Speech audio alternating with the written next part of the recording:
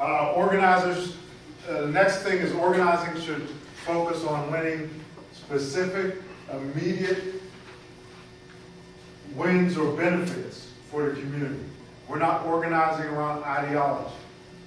We're not organizing, like Marty Wolfson said, to change the way we think, the way our economy works. We're organizing for very discrete, individual, winnable benefits, not ideology.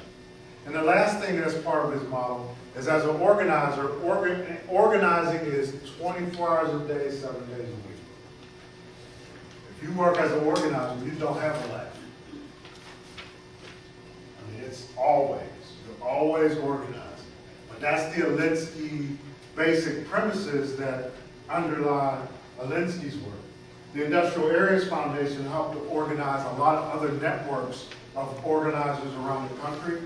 And each of them used the Alinsky model and adjusted it this way or that way, you know, a little bit. But a lot of organizations developed around that.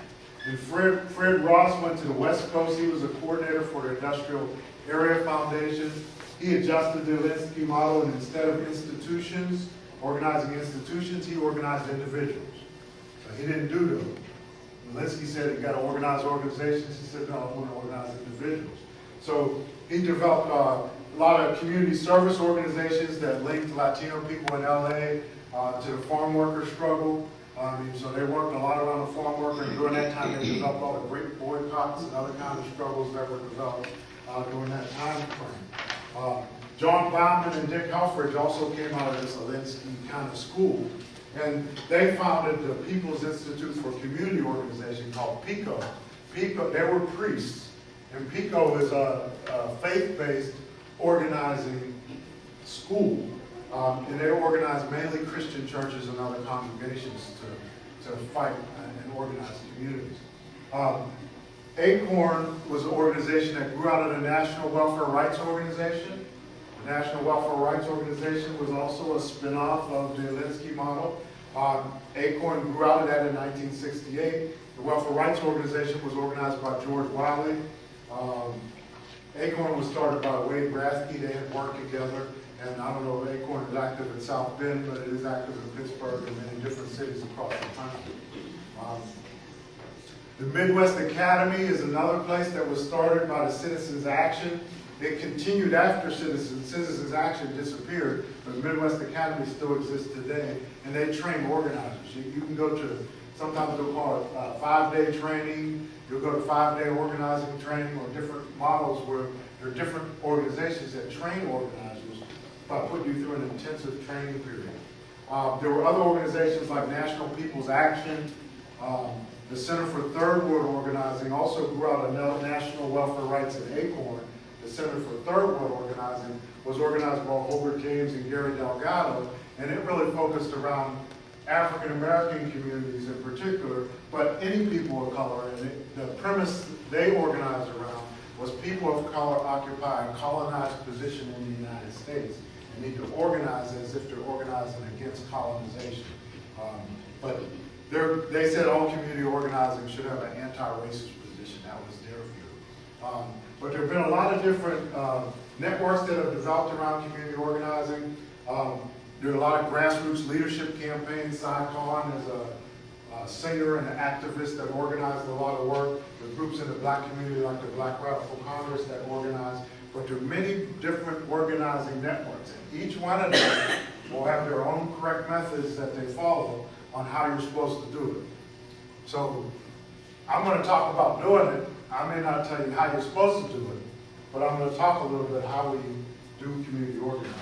But before I do that, I want to just shift. There's an author named Lee Staples. He's an organizer and an academic in Boston. And he wrote a book called Roots to Power. That's one book I suggest you pick up if you're interested in studying more about community organizing. It's a pretty good text about community organizing. And he thinks grassroots community organizing is collective action by community members drawing on their strength of numbers, participatory processes, and indigenous leadership to decrease power disparities and achieve shared goals for social change. Basically, he says organizing is a bottom-up philosophical approach to social change. He talks about 4 arenas, the little chart you have, 4 arenas and 2 approaches. Some people have it, some people don't.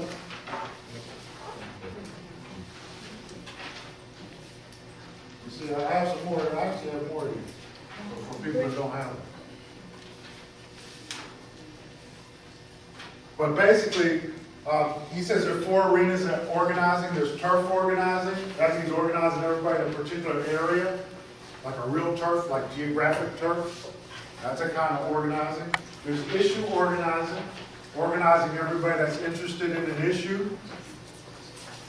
This is all simplistic. There's identity organizing, African American organizing, nationality-based organizing, ethnic group-based organizing, lesbian, gay organizing, identity-based organizing that takes place.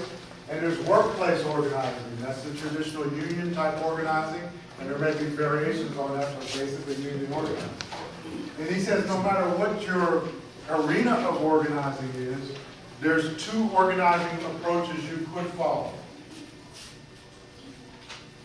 Both of these organizing approaches, or he would call routes to power, involve organizing large numbers of people to take collective action. Both of these methods should proceed with indigenous leadership or the people who are involved in the communities making the decisions. But basically, community development on here involves participants in constructive activities to get goods and services for their community. The goal of community development is the internal development of the community members. You want to build capacity to the people in the community so they can help solve their own problems. So you're focusing on that when you do community development. Social action, conversely, is seeking to change people's actions, behavior, and attitudes of outside groups, and it clearly uses adversarial tactics to try to get that done. You have to change the behavior of the outside group to get some decision maker to do something they don't want to do, or stop them from doing something they want to do. Was that when you burned the agreement on film? Was that kind of that? Yeah, but that's more like just a specific tactic within. These are real broad kind of models. But yeah, that was a tactic within it. But our whole approach was confrontation, social action. We want to change the way development's done in the city, rather than saying we want to do development ourselves and we need to learn how to do it. So community development might be we need to produce the product, where social action means we're going to make you do it. There's different ways to look at it. A better way to do the example, what's this thing today they're doing? What's the cleanup thing? We build together. Not another thing. Christmas Eve? No, it's called We Build Together. It used to be Christmas. No, something else. They said over somewhere there. Cleaning up yards and stuff. What's it called? Adopt the block. Adopt the block, something like that. All right.